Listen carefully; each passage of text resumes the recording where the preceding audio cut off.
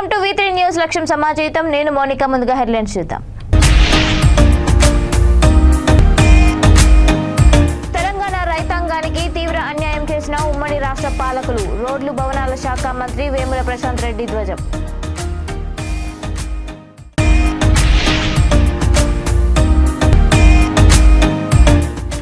లోతట్టు ప్రాంత ప్రజలను పునరావాస కేంద్రాలకు తరలించండి. అధికారులకు భద్రాద్రి కొత్తగూడెం జిల్లా కలెక్టర్ డాక్టర్ ప్రియాంక ఆదేశాలు.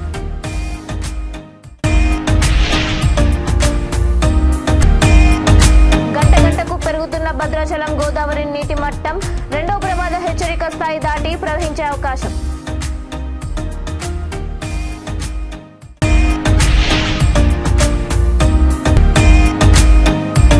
భద్రాద్రి రామయ్య సన్నిధిలో హుండీల ఆదాయం లెక్కింపు.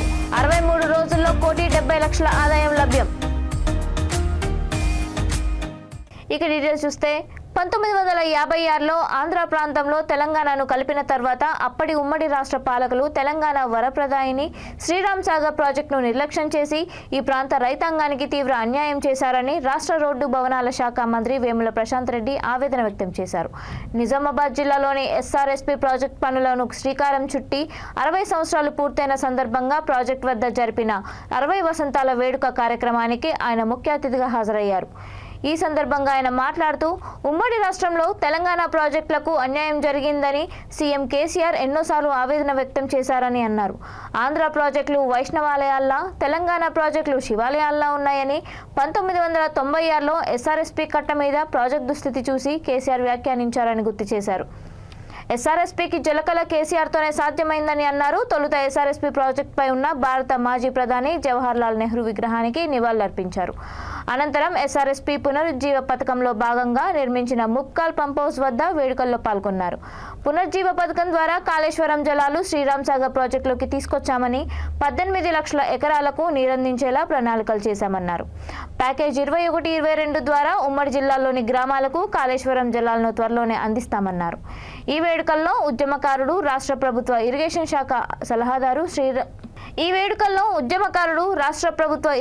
శాఖ సలహాదారు Sridhar Rao Deshpande, ENC Nagender, SRSP CE Sudhakar Reddy, Kaleshwaram project CE Nalla Venkateswarlu, Nizamabad CE Madhusudan, CE Shankar, CE Srinivas Reddy, senior engineer Vijayaprakash తదితరులు పాల్గొన్నారు.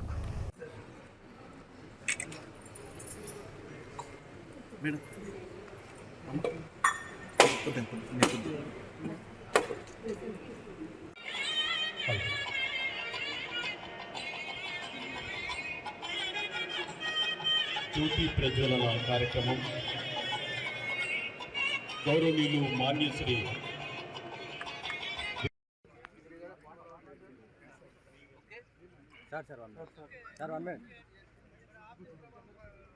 జై తెలంగాణ, ప్రశాంతన నాయకత్వం, ప్రశాంతన నాయకత్వం, జై తెలంగాణ. దేశపాండే గారు వచ్చింది, ఆయన గెస్ట్ కానీ మన ఆయనకి వెళ్ళిపోయాట.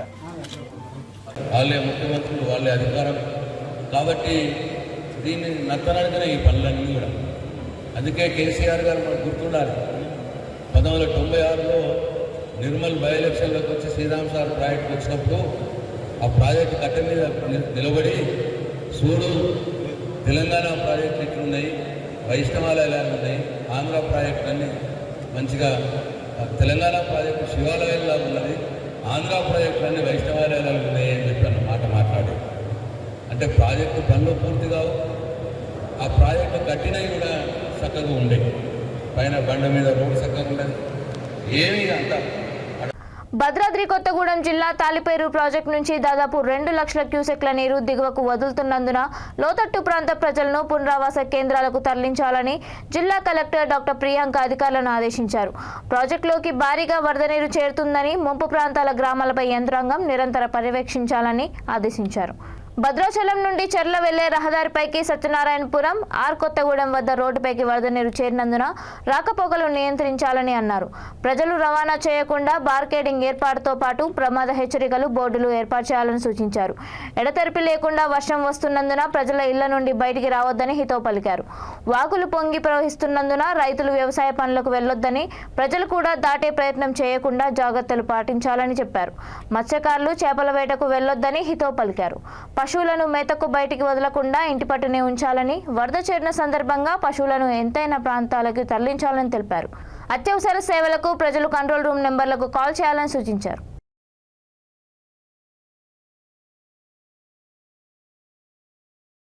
భద్రాచలం గోదావరి నీటి మట్టం 45 అడుగులుగా ప్రవహిస్తూ గంటకు వేగంగా పెరుగుతూ వస్తోంది. ఇదే క్రమంలో మరింత పెరిగితే రాత్రి 10 గంటలలోపు రెండవ ప్రమాద హెచ్చరిక జారీ చేసే అవకాశం ఉంది. ఉపనదులు అయిన ప్రాణహిత, ఇంద్రావతి, పెన్గంగ, తాలిపేరు, కిన్నెరసాని, శబరి వాగులు వంకలు పొంగి ప్రవహిస్తున్నాయి.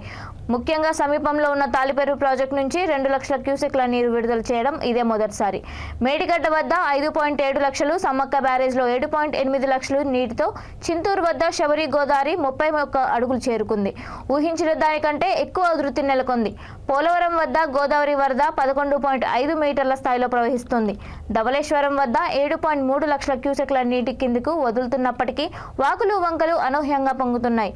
చెర్ల, చింతూరు, విఆర్పురం, ఏటూరు నాగర్, వరంగల్, వెంకటాపురం, ఛత్తీస్గఢ్ రహదారులు మునిగిపోయాయి. భద్రాద్రి కొత్తగూడెం జిల్లా భద్రాద్రి రామయ్య సన్నిధిలో హుండీల ఆదాయం లెక్కింపు ద్వారా 1,70,00,000 ఆదాయం సమకూరింది. స్వామివారికి భక్తులు గత 63 రోజులుగా హుండీల ద్వారా సమర్పించిన ఆదాయాన్ని ఆలయ అధికారులు లెక్కించారు. ప్రధాన ఆలయంలోని హుండీలతో పాటు ఉప ఆలయాల్లోని హుండీలను విప్పి చిత్రకూట మండపంలో లెక్కింపు నిర్వహించారు. ఆలయం ఈవో రమాదేవి పర్యవేక్షణలో సీసీ కెమెరాలు, పోలీస్ బందోబస్తు నడుమ ఆలయ సిబ్బంది, సేవా సంస్థల మహిళలతో లెక్కింపు నిర్వహించారు. లెక్కింపులో నగదు 1,70,49,637 రూపాయలు కాగా బంగారం 400 గ్రాములు, వెండి 1 కేజీ 700 గ్రాములు వచ్చాయి. ఇతర దేశాల కరెన్సీ కూడా వచ్చినట్లు ఆలయ ఈవో రమాదేవి తెలిపారు.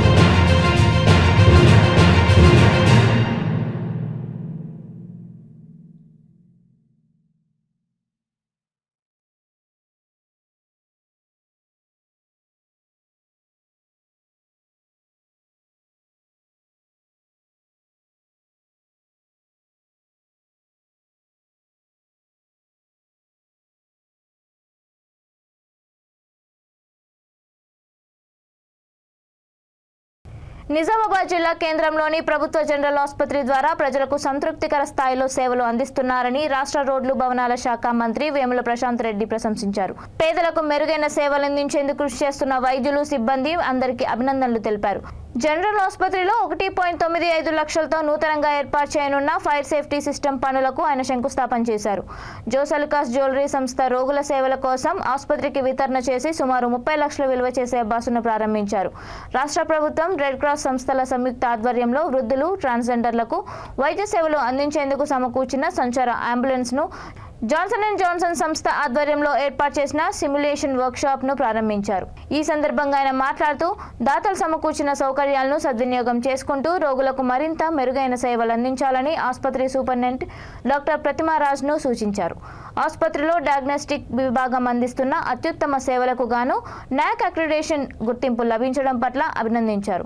ఈ కార్యక్రమంలో జెడ్పీ చైర్మన్ దాదన్న గారి Vithalrao, urban MLA Bigala Ganesh Gupta, collector Rajiv Gandhi Hanumanthu, mayor Neetu Kiran, DMHO doctor Sudarshan, DCMS chairman Mohan, NUDA chairman Prabhakar Reddy, టీఎన్జీఓల సంఘం జిల్లా అధ్యక్షులు కిషన్, రెడ్ క్రాస్ సొసైటీ ప్రతినిధులు బుస్స ఆంజనేయులు, తోట రాజశేఖర్ తదితరులు పాల్గొన్నారు.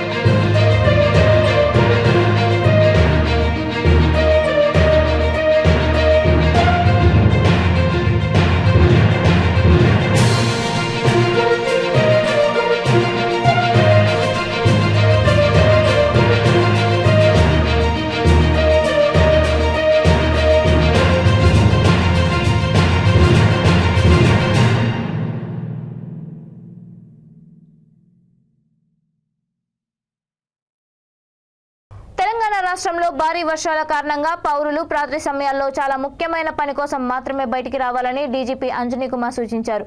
ప్రస్తుతం పరిస్థితి అదుపులో ఉందని అన్నారు. పోలీస్, హోంగార్డ్ ఆఫీసర్ల నుండి డీజీపీ స్థాయి వరకు అందరినీ అప్రమత్తం చేయాలని, ప్రతి పిఎస్ నుండి ప్రతి గంటకు నివేదికలు సేకరిస్తున్నామని అన్నారు.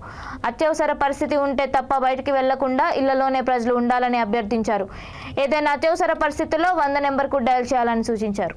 తెలంగాణ స్టేట్ స్పెషల్ పోలీస్ అందరూ పబ్లిక్ సేఫ్టీ గురించి వల్నరబుల్ ఏరియాలో ఆల్రెడీ డిప్లాయ్మెంట్ జరిగింది. కొన్ని ఏరియాస్లో హెవీ తర్వాత వెరీ హెవీ రెయిన్స్ కూడా ప్రస్తుతం జరుగుతుంది. లో లయింగ్ ఏరియాస్లో వాటర్ లాగింగ్ కూడా కొన్ని ఉంది.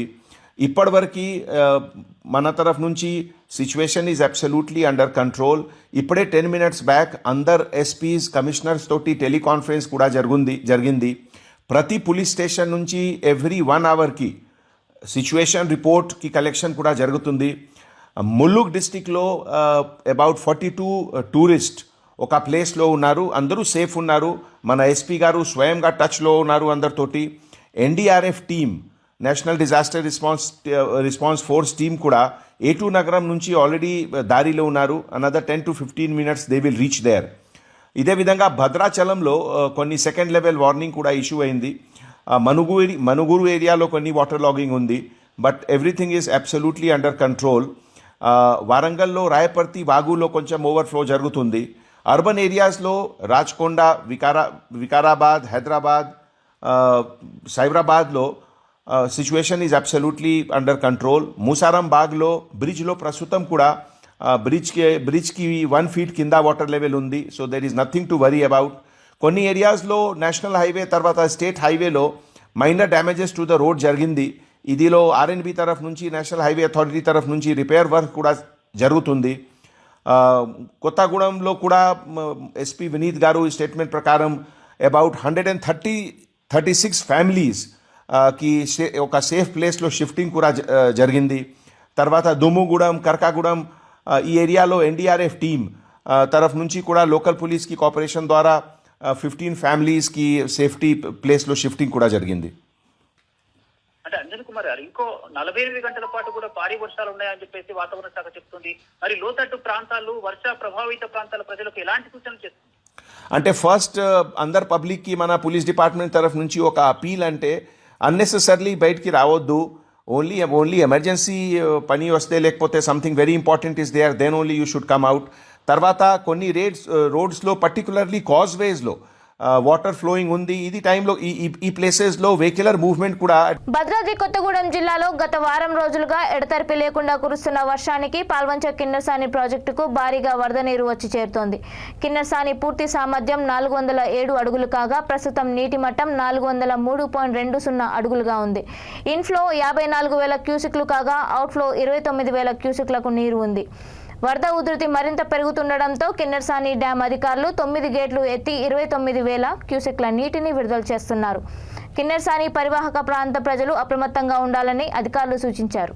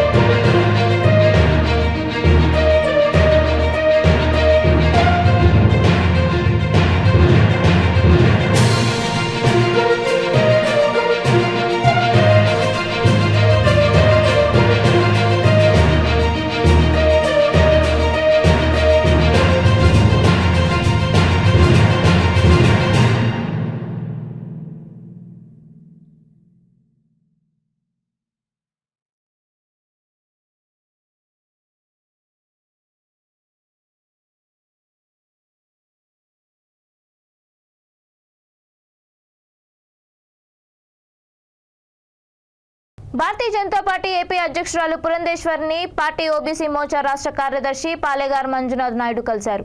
ఓబీసీ మోర్చా రాష్ట్ర అధ్యక్షులు రొంగల గోపి శ్రీనివాస్ ఆధ్వర్యంలో ఓబీసీ మోర్చా అభివృద్ధి కోసం బూత్ కమిటీల గురించి చర్చించారు. ఈ కార్యక్రమంలో ఓబీసీ మోర్చా రాష్ట్ర ప్రధాన కార్యదర్శి పిటి ఆంజనేయులు, ఆవుల Nagendra Yadav, NTD empty cell రాష్ట్ర కన్వీనర్ ఆర్బోలు చంద్రశేఖర్, అన్నమయ్య జిల్లా ఓబీసీ మోర్చా అధ్యక్షుడు రేపటి శివప్రసాద్, ఓబీసీ మోర్చా నాయకులు పాల్గొన్నారు. మోర్చాని మనము ముందుకు తీసుకెళ్ళి భారతీయ జనతా పార్టీని అధికారంలో తీసుకొచ్చే బాధ్యత మనందరిపైన, భుజస్కంధాలపైన ఉందని చెప్పి నేను ఈ సభాముఖంగా మీకు తెలియజేస్తున్నాను. ఎవరైతే బాధ్యతలు తీసుకున్నారో ఆ బాధ్యతను సక్రమంగా నిర్వర్తించి మన ఒక డైనమిక్ లీడర్గా బొడ్డా శ్రీకాంత్ రెడ్డి అన్నగారు ఉన్నారు. ఏ సమస్య మీదైనా ఆయన అర్ధరాత్రిగాడు కానీ స్పందిస్తారు. అలాంటి లీడరు ఈ నంద్యాల పార్లమెంట్ అధ్యక్షుడిగా ఉండడం మా అందరి అదృష్టం అని చెప్పి నేను భావిస్తున్నాను. ఆయన ఎక్కడైనా అంటే రాష్ట్ర నాయకులు అంటే సెంట్రల్ నాయకుల దృష్టిలో ఆయన ఓడిపోయాడు. అంటే ఆయన ప్రజల మధ్యలోకి వెళ్ళి ఉద్యమాలు చేస్తున్నారు. ఎవరికి ఏ సమస్య వచ్చినా కూడా ముందుకు వెళ్తున్నాడు. అలాగే ఆర్మీ రామయ్య కావచ్చు, శివకృష్ణ యాదవ్ కావచ్చు, ఈ టీం అంతా నంద్యాల పార్లమెంటు అంటే కర్నూలు పార్లమెంటు కంటే ఇక్కడ భారీ స్థాయిలో భారతీయ జనతా పార్టీని ముందుకు తీసుకెళ్తున్నారు. వాళ్ళందరికీ ప్రత్యేకమైన కృతజ్ఞతలు తెలియజేస్తున్నారు.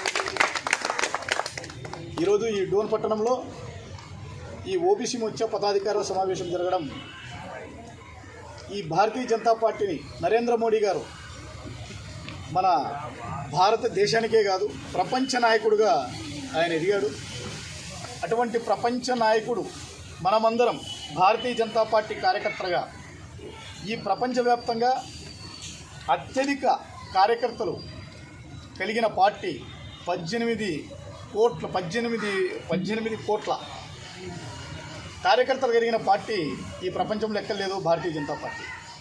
అలాంటి పార్టీలో మనమంతా కుటుంబ సభ్యులుగా అవ్వడం, మనమంతా పనిచేయడం ఒక గర్వకారణం.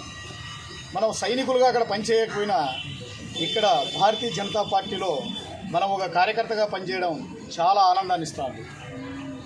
అన్ని పార్టీల మాదిరి కాకుండా భారతీయ జనతా పార్టీలో ఒక ప్రత్యేకమైన గౌరవం ఉంది. ఒక డిఎస్పీ స్థాయి అధికారి కూడా లాఠీ ఎత్తితే నేను బీజేపీ కార్యకర్తనంటే లాఠీ దించాల్సిన పరిస్థితి వస్తుంది. ఎందుకంటే భారతీయ జనతా పార్టీ పవర్ అలాంటిది. అందులో నంద్యాల పార్లమెంటులో బుడ్డా శ్రీకాంత్ రెడ్డి అని ఉన్నారు కాబట్టి వారికి చాలా భయం పోలీసు వాళ్ళకి. ఎందుకంటే ఎవరితో పెట్టుకున్నా శ్రీకాంత్ రెడ్డితో పెట్టుకోవాలని వాళ్ళ పై అధికారులు చెప్తూ ఉంటారు. అలాంటి నాయకుడు ఈ నంద్యాల పార్లమెంట్లో భారతీయ జనతా పార్టీని ముందుకు తీసుకెళ్తారు. ఆయన భవిష్యత్తులో ఎమ్మెల్యే కావాలి. మనమందరం కోరుకోవాలి. మనమందరి ఆశయం ఒకటే, బొడ్డా శ్రీకాంత్ రెడ్డి అన్నని ఎమ్మెల్యేగా చూడాలని మా రాష్ట్ర పార్టీ, మా ఓబీసీ మోర్చా ముందుండి ఆయనని గెలుపు కోసం కృషి చేస్తామని, ఆయన ఎక్కడ పోటీ చేసినా ఈ పార్లమెంట్లో మేము ప్రత్యేకంగా అభిమానంతో భారతీయ జనతా పార్టీని ముందుకు తీసుకెళ్లే భాగంగా ఓబీసీ మోర్చా నడుం బిగించి పనిచేస్తుందని చెప్పి ఈ సభాముఖంగా తెలియజేస్తున్నాను. ఈ సమయభాయం వల్ల ఎక్కువ మాట్లాడలేకపోతున్నాం. అన్ని విషయాలు అందరూ చెప్పేశారు. నాకు ఈ అవకాశం వచ్చిన సభాధ్యక్షుడికి ధన్యవాదాలు తెలియజేస్తున్నాను. గ్రామ గ్రామాన కాంగ్రెస్ పార్టీని బలోపేతం చేస్తూ రాబో అసెంబ్లీ ఎన్నికల్లో పార్టీని అధికారంలోకి తీసుకురావడమే లక్ష్యంగా కమిటీలు వేస్తున్నట్లు పార్టీ బీసీసీఎల్ రాజన్న సిరిసిల్ల జిల్లా అధ్యక్షుడు కూసా రవీందర్ తెలిపారు. ముస్తాబాద్ మండల కేంద్రంలోని ఏఎంఆర్ గార్డెన్స్ లో పార్టీ మండల అధ్యక్షుడు ఎల్లా బాలరెడ్డి అధ్యక్షతన మండల బీసీసీఎస్ అధ్యక్ష ఎన్నికలు జరిగాయి. పట్టణ కేంద్రానికి చెందిన షీలా ప్రశాంత్ ఏకగ్రీవంగా ఎన్నిక కాగా నియామక పత్రాన్ని జిల్లా అధ్యక్షుడు అందించి శుభాకాంక్షలు తెలిపారు. ఈ సందర్భంగా కూసా రవీందర్ మాట్లాడుతూ రాష్ట్రంలో అత్యధికంగా 53% ఉన్న బీసీలను అధికార పార్టీ పక్కన పెట్టి మోసం చేస్తోందని ఫైర్ అయ్యారు. బీసీ బంధు పేరుతో మరోసారి బీసీలను మోసం చేసేందుకు సీఎం కేసీఆర్ కుట్రకు చేస్తున్నారన్నారు. ఈ కార్యక్రమంలో పట్టణ అధ్యక్షులు గజ్జల రాజు, సీనియర్ నాయకులు ఉచ్చిడి బాలరెడ్డి, ఆరుట్ల మహేష్ రెడ్డి, ప్రతాప్ రెడ్డి, మాదాసు అనిల్ తదితరులు పాల్గొన్నారు.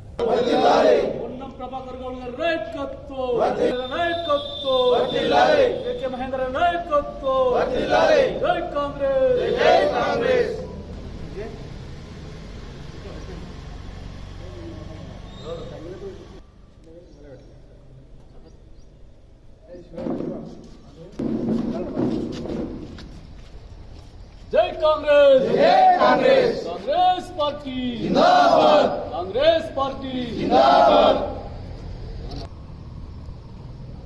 जय कांग्रेस, जय कांग्रेस, कांग्रेस पार्टी जिंदाबाद, कांग्रेस पार्टी राहुल गांधी गारी नायकत्వం వర్ధిల్లాలి, రేవంత్ అన్న గారి నాయకత్వం వర్ధిల్లాలి, మహేందర్ అన్న నాయకత్వం వర్ధిల్లాలి, జై కాంగ్రెస్, జై కాంగ్రెస్, జై కాంగ్రెస్.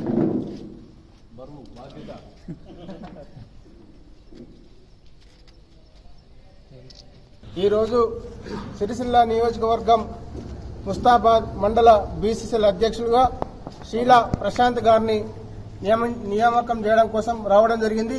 ఈ నియామకానికి రాష్ట్ర టీపీసీసీ అధ్యక్షులు రేవంత్ రెడ్డి గారు, ఓబీసీసీఎల్ స్టేట్ చైర్మన్ నూతి శ్రీకాంత్ గౌడ్ గారు, మాజీ పార్లమెంట్ సభ్యులు పొన్నం ప్రభాకరణ గారు, జిల్లా అధ్యక్షులు ఆది సీనన్న గారు, సిరిసిల్ల నియోజకవర్గ ఇన్ఛార్జ్ కేకే మహేందరన్న గారు, అలాగే ముస్తాబాద్ మండల పార్టీ అధ్యక్షులు మన బాలుడన్న గారి ఆధ్వర్యంలో ఈరోజు ప్రశాంత్ గారిని నియమించడం జరిగింది. రాబోయే కాలంలో కాంగ్రెస్ పార్టీ అధికారంలోకి రావడానికి బీసీసీఎల్ అధ్యక్షులుగా కృషి చేయాలని చెప్పి కోరుకుంటున్నాను. ఈ పదవి ఇచ్చినందుకు జిల్లా ఇన్ఛార్జ్ మన పొన్నం ప్రభాకరన్న గౌడ్ గారికి, మాజీ ఎంపీ, మరియు మన సిరిసిల్ల నియోజకవర్గ ఇన్ఛార్జు కేకే మహేంద్రన్న గారికి, మరియు మన మండల అధ్యక్షులు ఎల్ల బాలన్న గారికి నా ధన్యవాదాలు. మరి యొక్క పదవి ఇచ్చినందుకు మనస్ఫూర్తిగా మరి ఒకసారి కూస రవీంద్రనాథ్ గారికి ధన్యవాదాలు తెలుపుతున్నాను. ఈ పార్టీకి నేను మరొకసారి ధన్యవాదాలు తెలియజేసుకోవాలి. ఎందుకంటే ఈ మరింత ఉత్సాహాన్ని ఇచ్చింది ఈ బీసీఎల్ పదవి ఇచ్చినందుకు నాకు ఎంతో సంతోషంగా ఉంది. బీసీల సమస్యలకై ఇక ముందు నుంచి పోరాడుతున్నాను. కాంగ్రెస్ పార్టీ తరఫున కోరుతున్నాను. తమ న్యాయమైన డిమాండ్ల సాధన కోసం పంచాయతీ కార్మికులు 21 రోజులుగా సమ్మె చేస్తున్నా ప్రభుత్వం నుంచి చలనం లేకపోవడంతో రాజన్న సిరిసిల్ల జిల్లా ముస్తాబాద్లో బంద్ ప్రశాంతంగా సాగింది. వాణిజ్య వ్యాపార సంస్థలు, దుకాణాలు, పార్టీ నేతలు మద్దతు తెలపడంతో బంద్ విజయవంతమైంది. ఎలాంటి అవాంఛనీయ సంఘటనలు చోటు చేసుకోకుండా పోలీసులు బందోబస్తు నిర్వహించారు. ఈ సందర్భంగా రాజీవ్ చౌక్ వద్ద పంచాయతీ కార్మికులు ధర్నా, రాస్తారోకో చేపట్టారు. వీరికి కాంగ్రెస్ పార్టీ మండల అధ్యక్షుడు ఎల్లా బాలరెడ్డి అధ్యక్షతన నేతలు మద్దతు పలికారు. ప్రభుత్వానికి వ్యతిరేకంగా నినాదాలు చేశారు. ఈ కార్యక్రమంలో ఎంపీటీసీ చెర్లపల్లి శ్రీనివాస్ గౌడ్, ఆరుట్ల మహేష్ రెడ్డి, ఉచ్చిడి బాలరెడ్డి, తాళ్ళ విజయ్ కుమార్, జల్లి లక్ష్మణ్, పోషారాములు, చంద్రయ్య, మల్లవ్వ, పోచవ్వ తదితరులు పాల్గొన్నారు.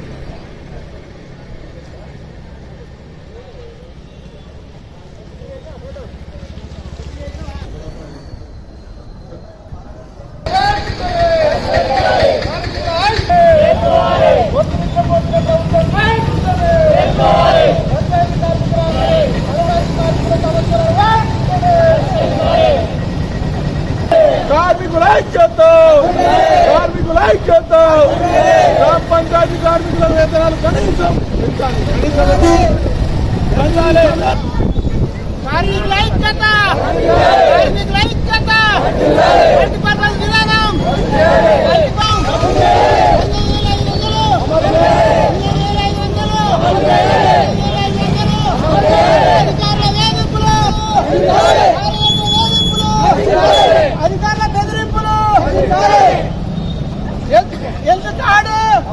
ఈరోజు ముస్తాబాద్ మండలంలో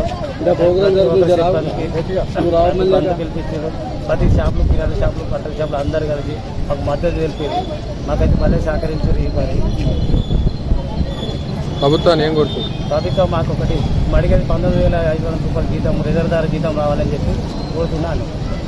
మనిషి చనిపోతే 10 లక్షల రూపాయలు ఇవ్వమని చెప్పిన 10 లక్షల రూపాయలు. పంచాయతీ కార్మికులు గత 21 రోజులుగా ముస్తాబాద్ మండల కేంద్రంలో వారికి రావాల్సినటువంటి హక్కుల కోసం పోరాటం చేస్తూ ఉన్నారు. మరి వాళ్ళు కోరేది గొంతమ్మ కోరికలు కాదు. 51 జీవో ఏదైతుందో దాన్ని రద్దు చేసి వీళ్లను పర్మనెంట్ చేయాల్సినటువంటి అవసరం ఉంది.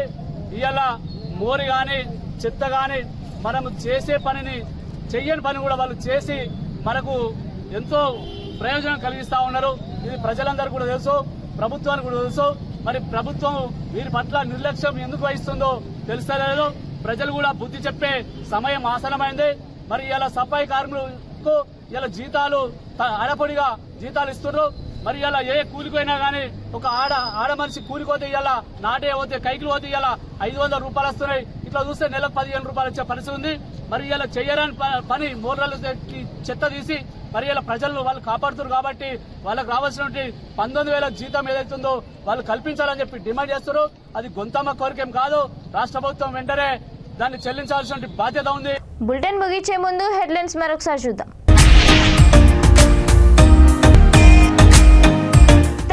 రైతాంగానికి తీవ్ర అన్యాయం చేసిన ఉమ్మడి రాష్ట్ర పాలకులు. రోడ్లు భవనాల శాఖ మంత్రి వేముల ప్రశాంత్ రెడ్డి ధ్వజం.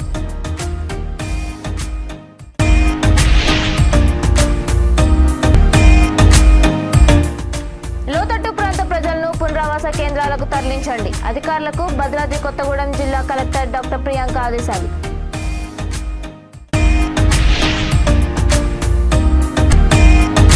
గంటకు పెరుగుతున్న భద్రాచలం గోదావరి నీటి మట్టం రెండో ప్రమాద హెచ్చరిక స్థాయి దాటి ప్రవహించే అవకాశం.